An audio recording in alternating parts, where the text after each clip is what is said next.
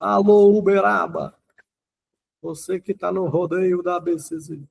Alô, segura, peão. Show de bola.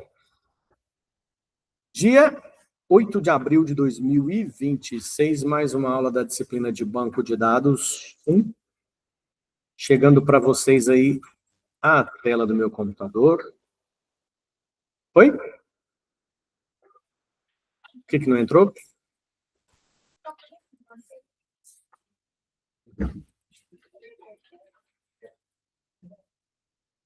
Chegou a tela do computador?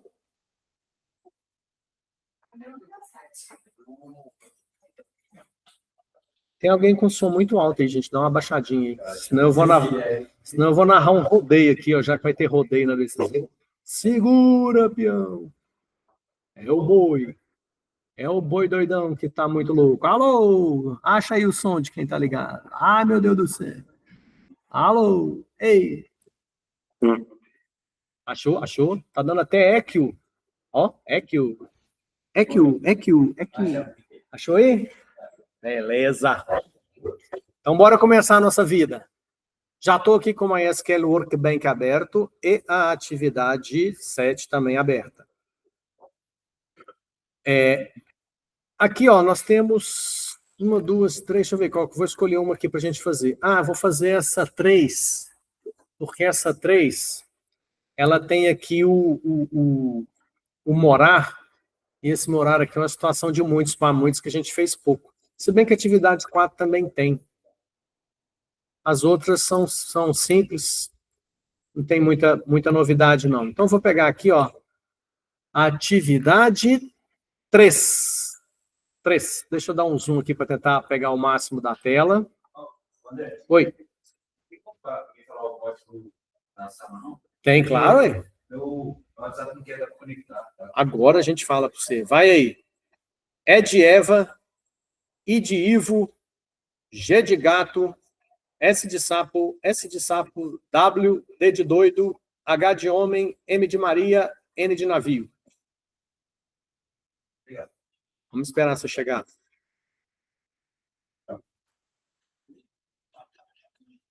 Oi?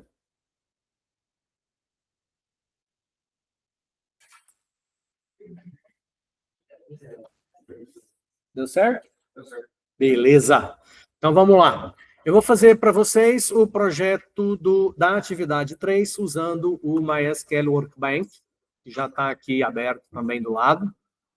Na atividade 3, a gente tem uma tabela de pessoas com código e nome, uma tabela de morar. Essa tabela morar, nitidamente, ela mostra a relação da pessoa com a cidade. Olha lá, na tabela morar, eu tenho a coluna pessoa e a coluna cidade. Então, por dedução aqui, sem precisar ir lá ler o enunciado da atividade, a gente vai saber que a pessoa 1 morou na cidade 1, depois essa pessoa 1 morou em outro lugar, não, mas a pessoa 2, a pessoa 2 morou em Curitiba, que é o Caleb. Caleb Castro morou em Curitiba, aqui, ó. Pessoa 2, cidade 2. Depois, o Caleb Castro, lá no final, ele morou na cidade 3, que é Recife. Então, o Caleb mudou de uma cidade para outra. Essa proposta que foi apresentada para a atividade 3 aqui, ela tem uma deficiência que ela não fala quando aconteceu essa mudança, né? Eu não sei nem se a atividade pede isso, tá? Provavelmente a atividade não pede. Aliás, a atividade não tem isso, ó. Só fala que morou, não fala quando. Então, a gente nem sabe se mudou, quando que mudou, até se tinha residência nas duas cidades ao mesmo tempo, não dá para saber nada dessas informações aqui. Beleza, então, fazendo a atividade 3, eu vou pegar aqui e criar um novo modelo. Eu vou no Workbench, eu vou tentar aqui sempre avisar o que eu estou fazendo, até para ficar gravado, para depois quem precisar revisar os procedimentos no Workbench, poder usar essa aula, tá? Então, ó, eu acabei de abrir o Workbench, vou criar um novo modelo, ó, arquivo, novo modelo. Ele vai abrir essa outra tela. Nessa outra tela, ele me dá uma série de funcionalidades aqui, mas a que mais importante para a gente é essa aqui de adicionar o diagrama. Então, nesse botão aqui de adicionar diagrama, eu dou um duplo clique nele e ele cria um diagrama. Nessa tela, eu preciso apenas desses botões que estão aqui, ó. Portanto, eu vou fechar essas duas abas da esquerda e da direita. Vou ficar só com essa aba central aqui. Para isso, eu uso esses dois botões aqui do canto, ó. Esses dois botões do canto, se eu clicar aqui, eu sumo com a aba da esquerda, se eu clicar aqui, eu sumo com a aba da direita, e aí eu tenho uma tela onde eu posso desenhar o meu projeto do banco de dados. Então, eu vou começar pela tabela pessoas, que tem código e nome. Lembrando que, para o Workbank, nós usamos apenas os metadados. Vou repetir isso. Quando a gente faz esse rascunho de tabelas com dados fictícios, com dados inventados, a gente faz isso para olhar e conseguir fazer simulações do tipo que eu acabei de falar para vocês aqui, ó, do Caleb Castro, que morava em Curitiba, e depois aqui no finalzinho tem mais uma informação falando que o Caleb Castro também morou em Curitiba. Curitiba não, Recife. Tá? Então, eu crio essas tabelas, coloco esses dados fictícios para que eu possa olhar e ver se, com base nesses dados fictícios aqui, ó, eu tenho condições de levantar se todas as necessidades que precisam no projeto podem ser atendidas, e atendidas da forma mais eficiente possível, sem informação repetida em nenhum lugar, coisa do tipo, ok?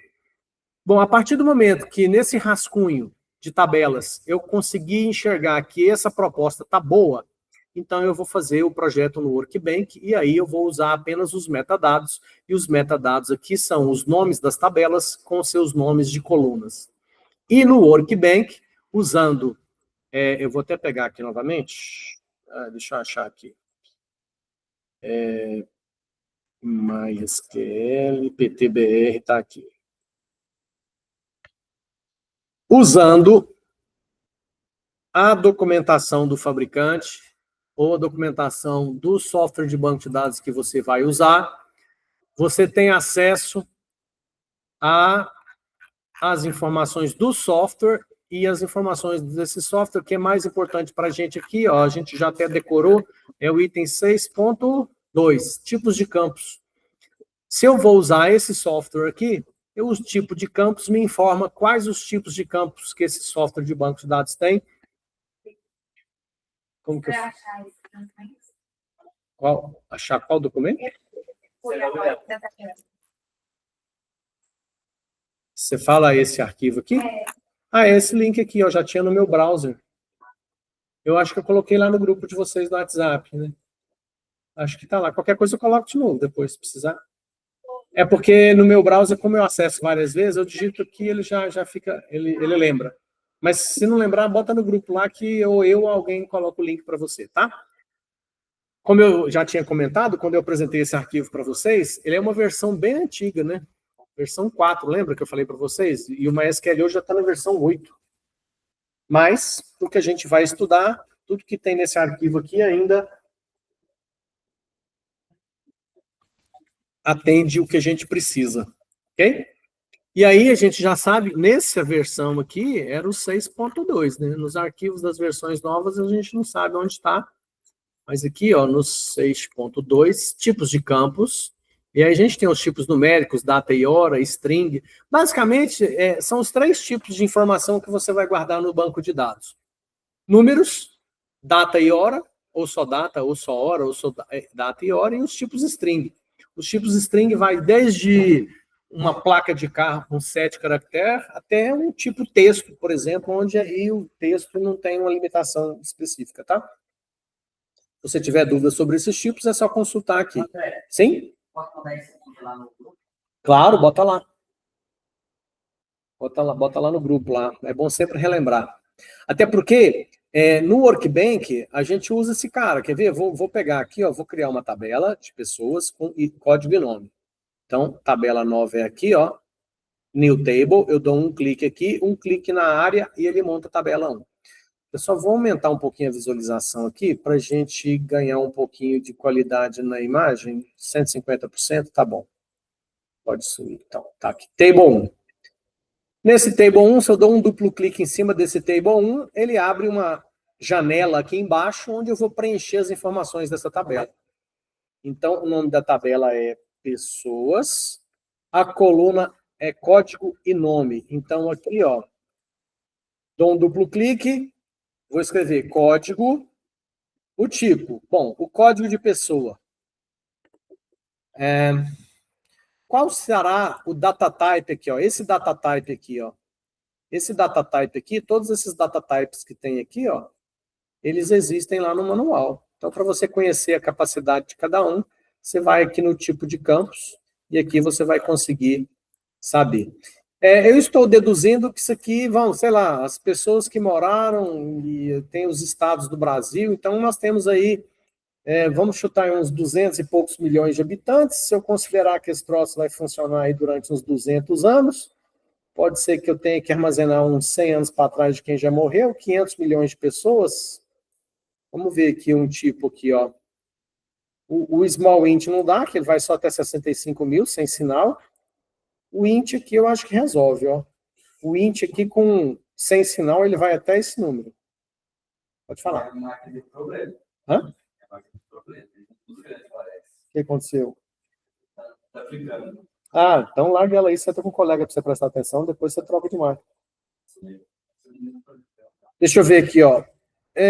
967 mil. Esse aqui dá demais, hein? Um int, ó, sem sinal, ele vai até 4 trilhões. 294 milhões, 967 mil, 295. Ou seja, metade da população da Terra. Então, eu acho que é mais do que suficiente para a gente armazenar aí uns 400 anos de pessoas que vão nascer e morrer no Brasil. Então, eu vou usar o int, tá? Sem sinal. Sem sinal. Como é que eu faço isso no Workbank? Então, o int já está aqui. Tanto faz int ou integer, são sinônimos, tá? Aqui, ó. Integer é um sinônimo para int, então tanto faz.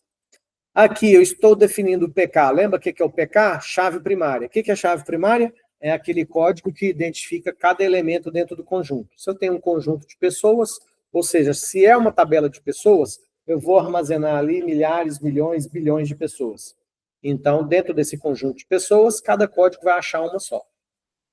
A tabela pode ter duas chaves? Não. Uma tabela sempre terá uma única chave primária. Antigamente, era comum, nos projetos mais antigos, definir uma chave primária que era composta de duas ou mais colunas. Entendeu? Não é que é mais de uma chave primária. A tabela sempre tem uma chave primária só. O software de banco de dados permite que essa chave primária tenha mais de uma coluna. Só que isso caiu em desuso recentemente, tá? Porque não faz sentido, para mim identificar um carro, eu colocar que a chave primária é placa mais chassi mais Renavan. Não precisa ser os três. Eu teria que ter os três para achar o veículo. A minha dúvida é sobre a chave primária no caso. Eu tenho duas tabelas que geram uma terceira. Aí nessa terceira tabela pode ter duas chaves primárias, né? Não. E ligar as outras duas tabelas. Aí não é chave primária, é chave estrangeira. Nós vamos ter essa situação aqui, ó. Se você olhar a tabela morar, ela tem uma coluna pessoa que liga lá com o código da tabela pessoas. Então, essa coluna pessoa da tabela morar é uma chave estrangeira. O que é a chave estrangeira? É aquela chave que está conectada à primária de uma outra tabela. Tá? O que é a chave estrangeira? A chave estrangeira é uma informação que liga a uma informação de uma outra tabela. Então, aqui, ó, vamos pegar aqui na tabela de cidades. Aqui na tabela de cidades, eu tenho a coluna estado. Então, se eu pegar Campo Grande, a cidade de Campo Grande, na coluna estado tem MS. O que é MS? É uma chave estrangeira. Para mim saber o que é esse MS, eu vou lá na coluna sigla da tabela estados, acho o MS e vejo que é Mato Grosso do Sul. Então, toda relação de um banco de dados tem, toda ligação entre tabelas de um banco de dados tem de um lado uma chave primária e de outro lado uma chave estrangeira.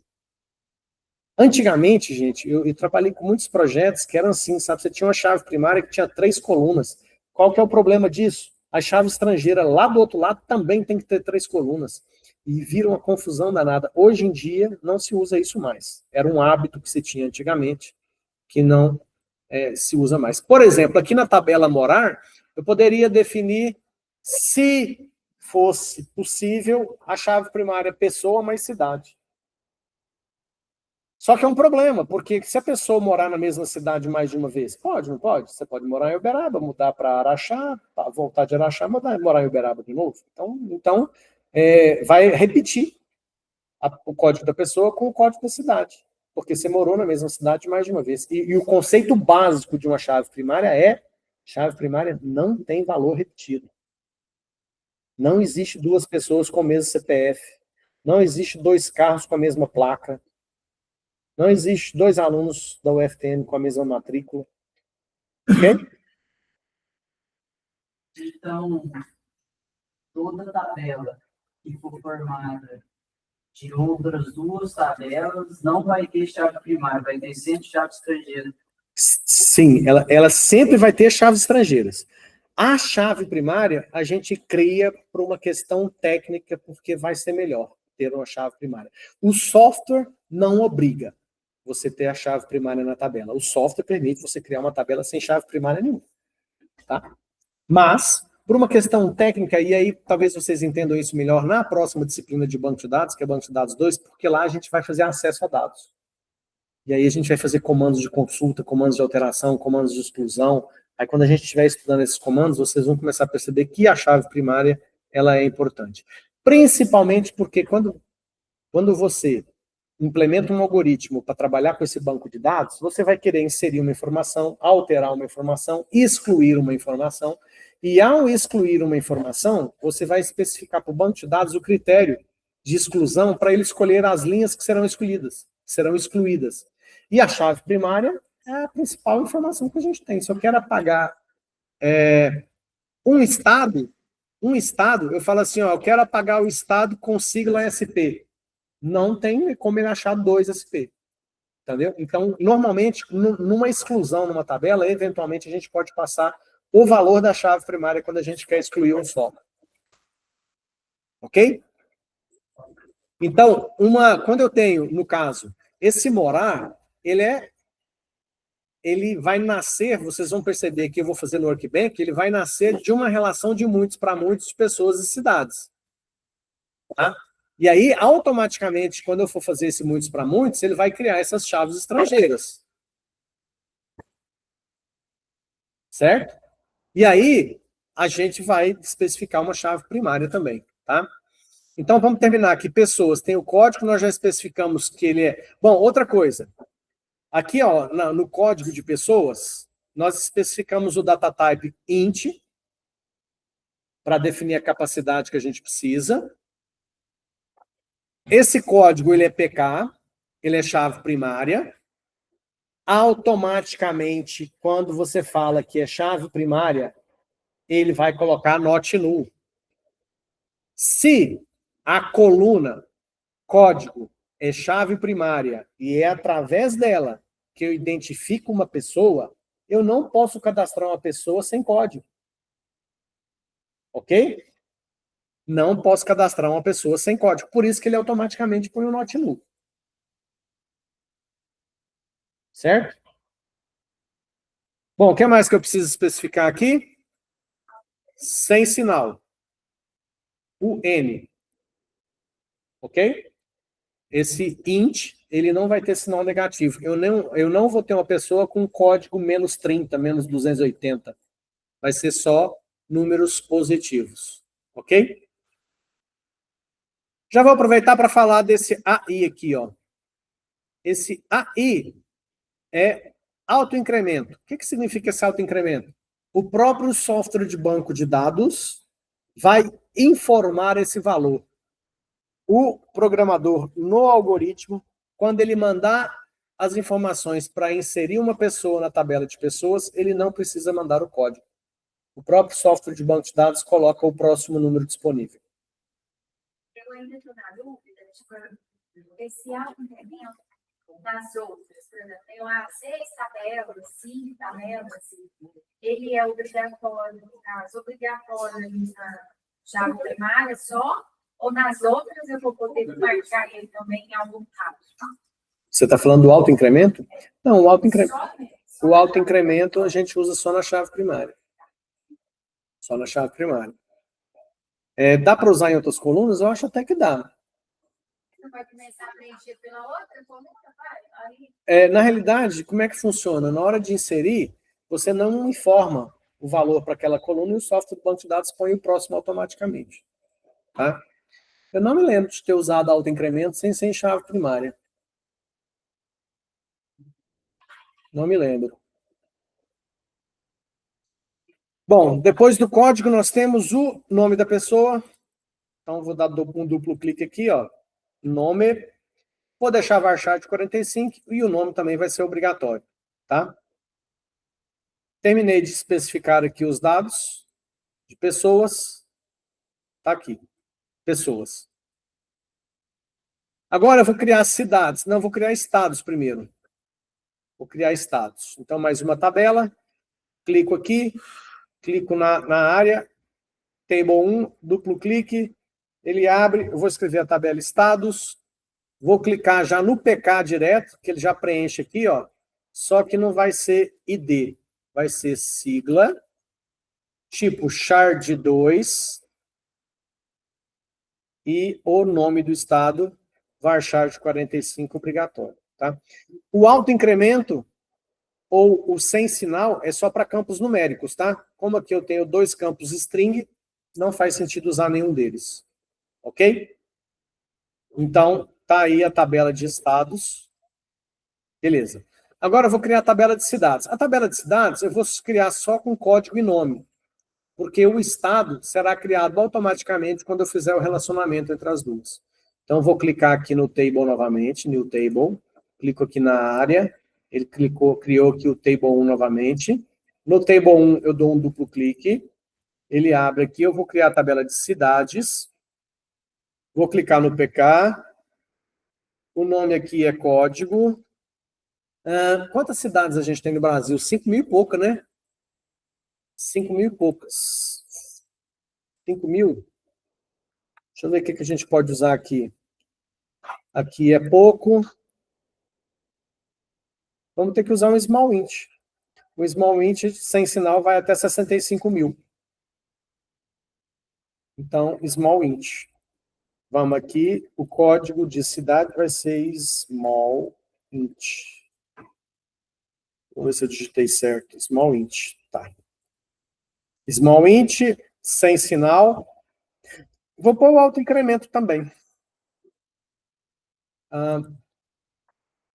Agora falta o nome da cidade.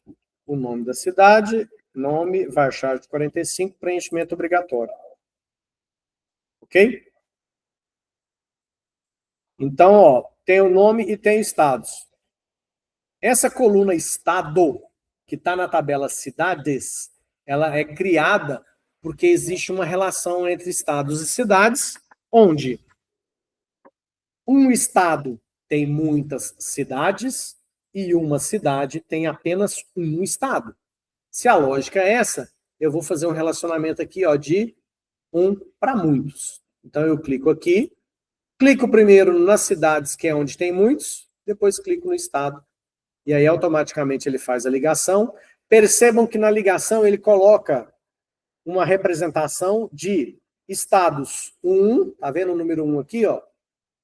E no lugar das cidades, ele coloca infinito. Por que é essa simbologia?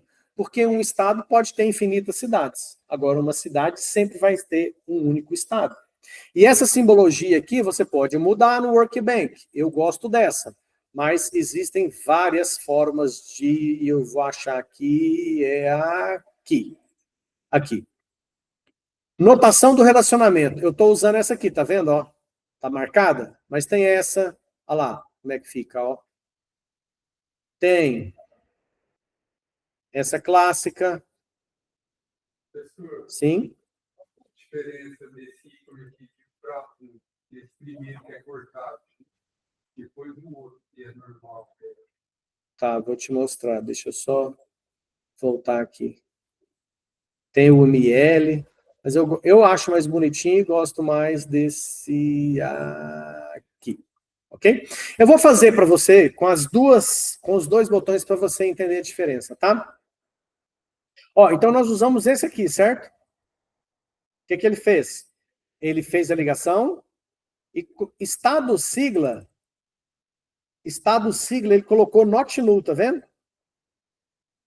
Ele criou estado sigla, shard 2, por quê? Porque sigla lá na tabela estados é shard 2, e ele colocou not null, ok? Eu vou apagar isso aqui, vou apagar esse relacionamento. Para apagar, eu clico com o botão direito em cima dele e dou delete.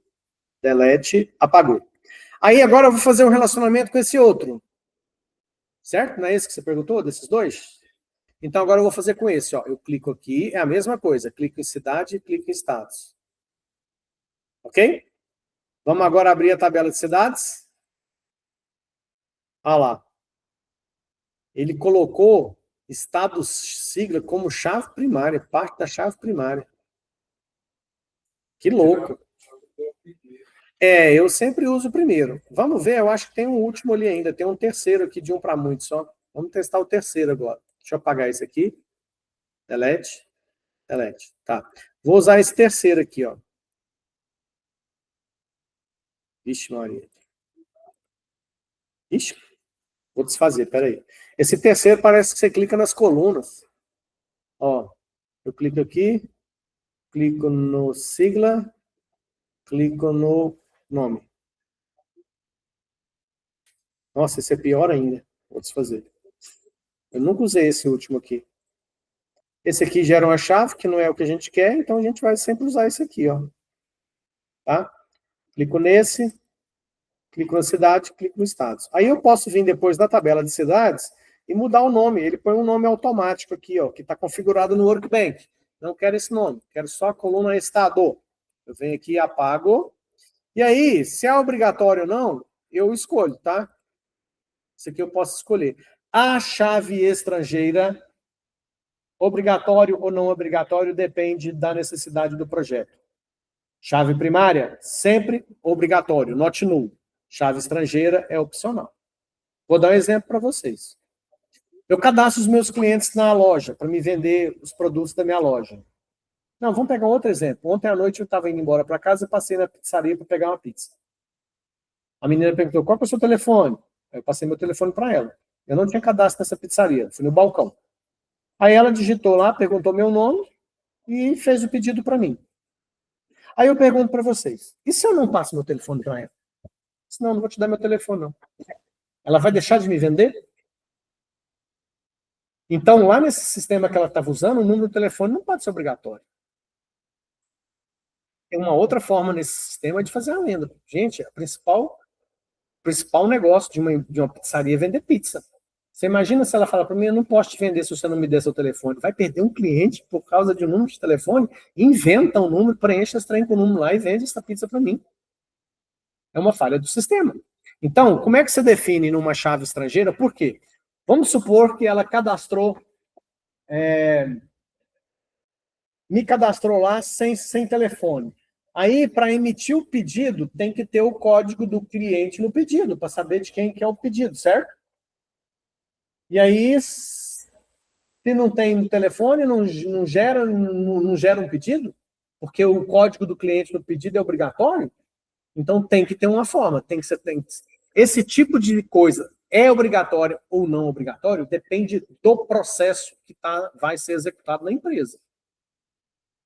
E aí sempre você tem que ter um sistema que permita que a empresa faça os controles que ela quer, mas sem deixar de perder uma venda.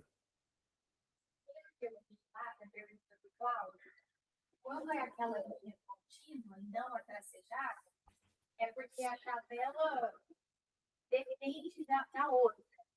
É como se ela fosse a filha da outra tabela. Essa aqui? Então, se você excluir a tabela mãe, no caso, o pai, quer dizer que a outra sumiria? Não, mas ele exclui a chave estrangeira. Ó, esse aqui, ó, um para muitos. Clico aqui, clico aqui, clico aqui. Aí ela diz que essa linha diz que essa é filha da outra. Mas sempre é. Só que ele colocou o estado sigla como chave primária. Hã?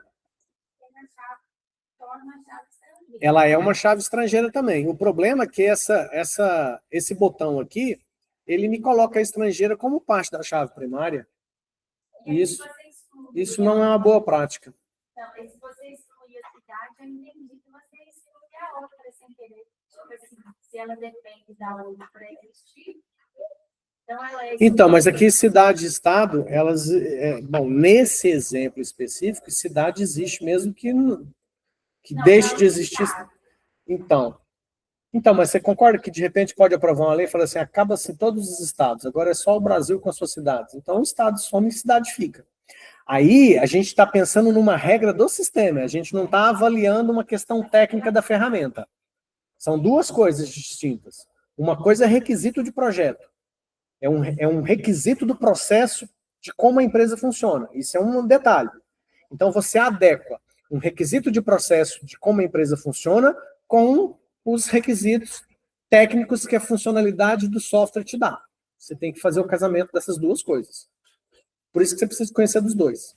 E aí a função do projetista de banco de dados é essa. Ele precisa de conhecer todas essas funcionalidades que as ferramentas oferecem, e aí depois ele vai conversar com as pessoas que conhecem dos processos, que conhecem do funcionamento da empresa, que sabe como é que funciona. Vocês sabem como é que funciona uma pizzaria? Provavelmente você imagina como funciona a pizzaria, mas se você entrar para dentro da pizzaria e ficar lá uma semana vendo como é que é o processo, como é que chega os pedidos, como é que é feita a entrega, como é que compra os produtos, os insumos, como é que prepara os ingredientes, como é que faz, como é que assa, como é que embala, como é que entrega, provavelmente tem um monte de coisa que você não sabe. E aí, se você for contratado para fazer um software para uma pizzaria, você não tem outra saída a não ser enfiar lá dentro da pizzaria e conseguir entender com detalhes tudo que acontece lá e como que acontece, por que que acontece. Certo? Bom, vamos lá, então eu vou tirar esse cara dele e vou voltar ao nosso original lá, que é o bonitinho, que é esse aqui, ó. Clico aqui, clico na cidade, clico no estados. Entro na tabela de cidades. Entro na tabela de cidades e venho aqui e faço o ajuste colocando só estado, char 2. Vou deixar obrigatório, tá? Vou deixar para inserir uma nova cidade na minha tabela de cidades, você tem que informar a sigla do estado onde ela está localizada. Vou colocar isso como obrigatório, tá? Porque eu acredito que isso aqui não vai atrapalhar o processo. Beleza, então agora é a relação de pessoas com cidades. Uma pessoa pode morar em várias cidades. Em uma cidade podem morar várias pessoas. Então, aqui de pessoas para cidades, nós temos um relacionamento de muitos para muitos.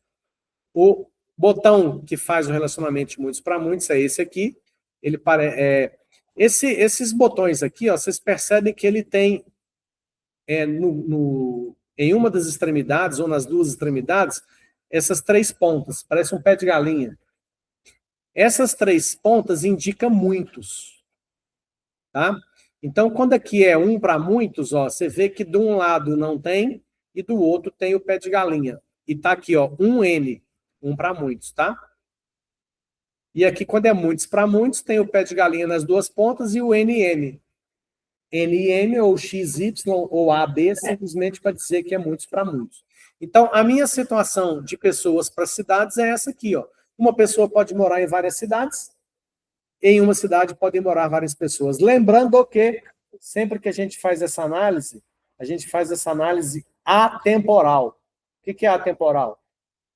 Independente se a pessoa mora em uma cidade esse ano, no ano que vem ela muda para outra, ou se ela mora em 2 cidades ao mesmo tempo, cada cenário, quando eu falo que é muitos para muitos, é muitos para muitos. Independente se é ao mesmo tempo ou não.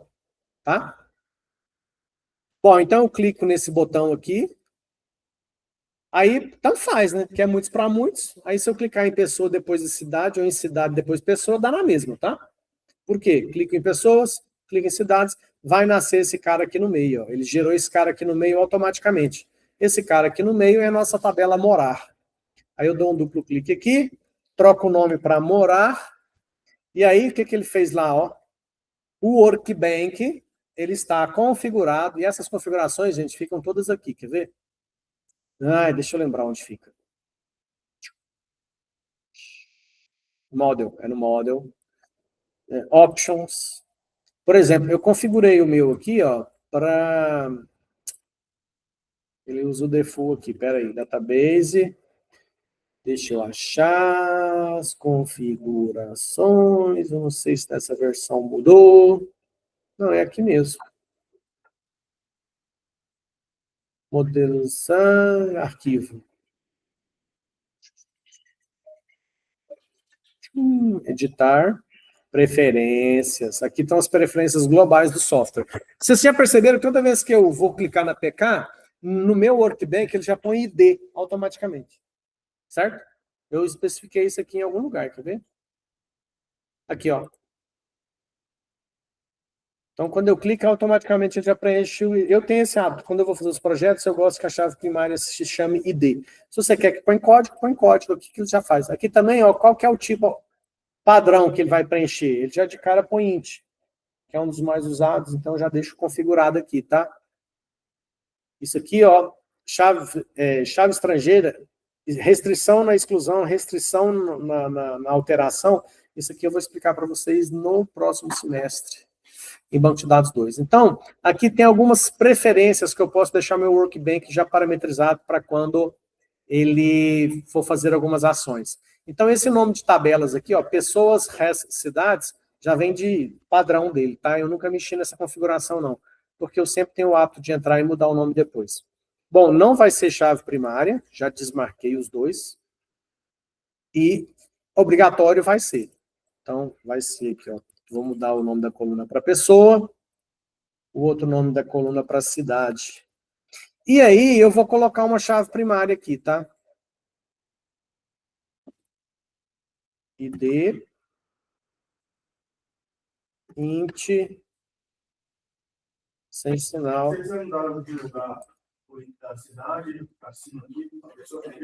Move up. Clica com o botão direito, move up, vai para cima. Exato. E aí você consegue reorganizar isso aqui, tá? Beleza, tá aí o projeto, pessoas, morar, cidades, estados. Essa é a atividade 3. E aí eu falei para vocês que eu ia mostrar umas coisinhas aqui, né? Então, ó, eu vou pôr autoincremento na chave primária no ID, que ele é int, tá? O que mais que eu quero fazer? Deixa eu mostrar uma brincadeira para vocês aqui.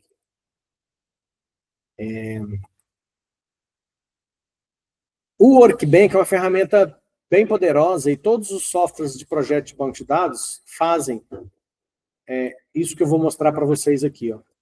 Eu tenho o projeto, certo? Terminei, o projeto está pronto.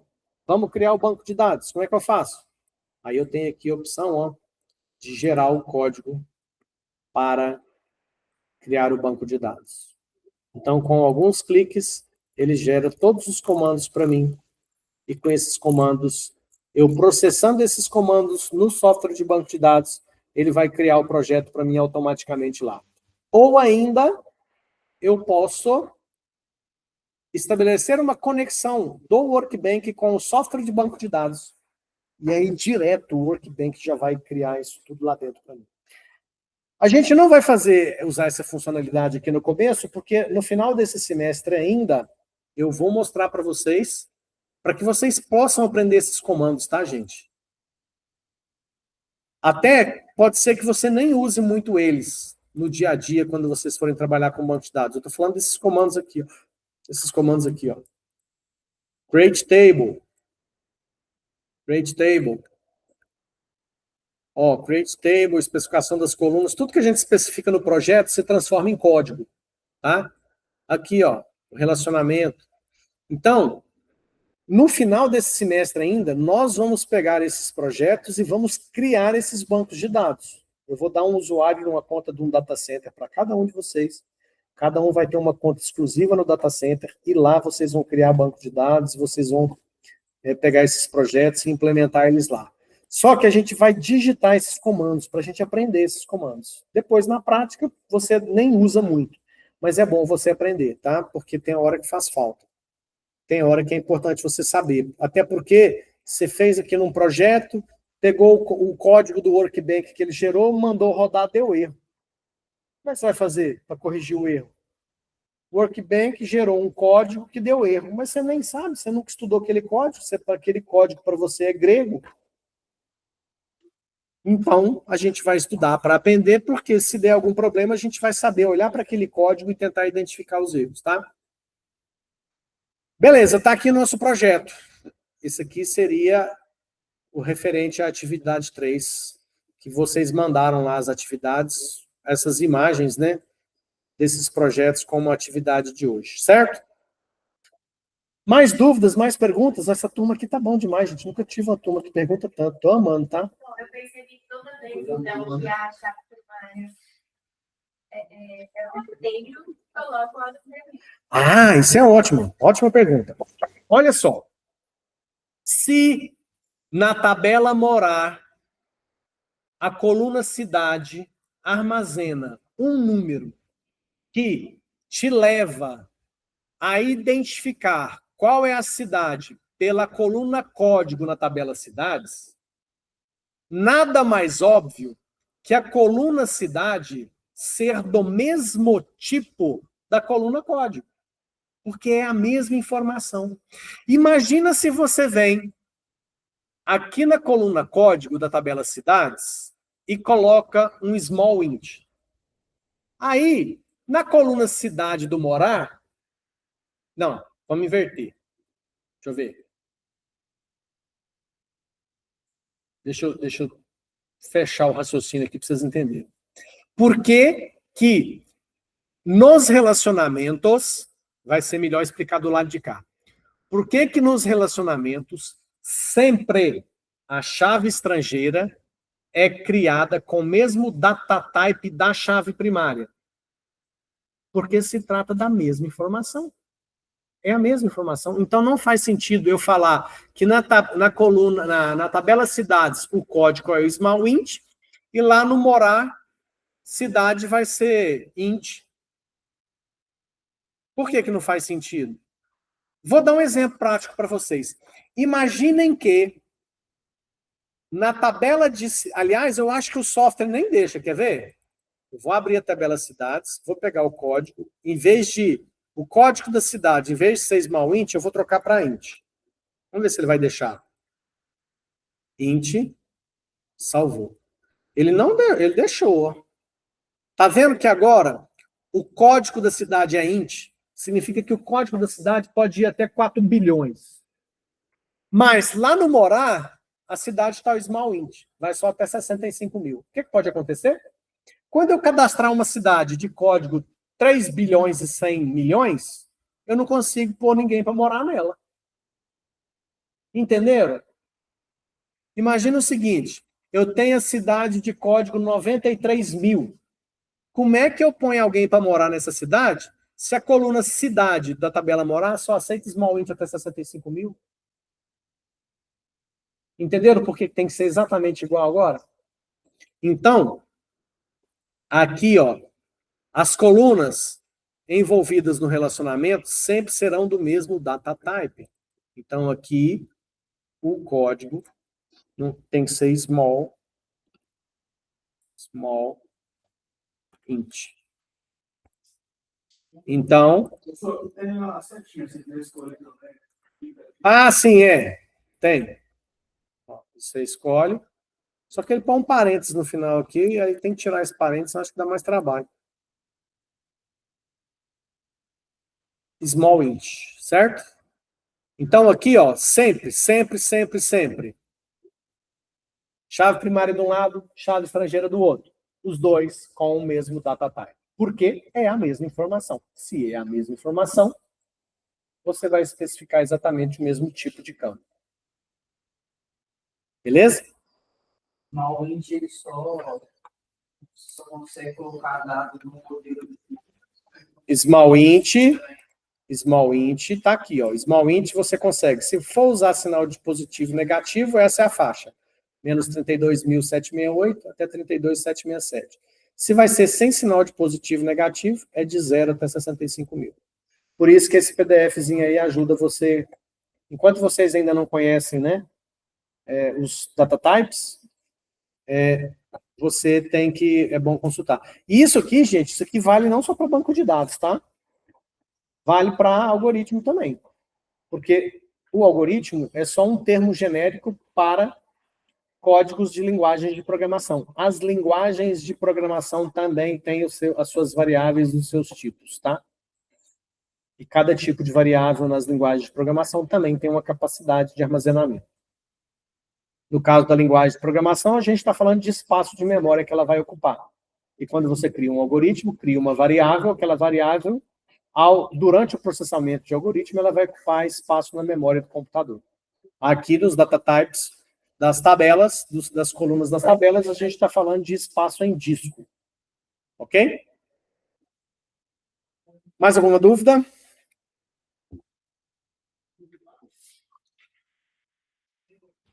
Maravilha, vou encerrar aqui e vou disponibilizar para vocês a atividade 8, tá? Já vou fazer aqui agora a atividade 8, já aviso para vocês. Vou encerrar a gravação, parando em 1, 2, 3. Cadê? Professor, mas a atividade 7 era só aquilo ali? Não, era fazer todos aqueles, fazer o workbank para todos os... Todos, é. Vai, gente, o treino quer parar de gravar?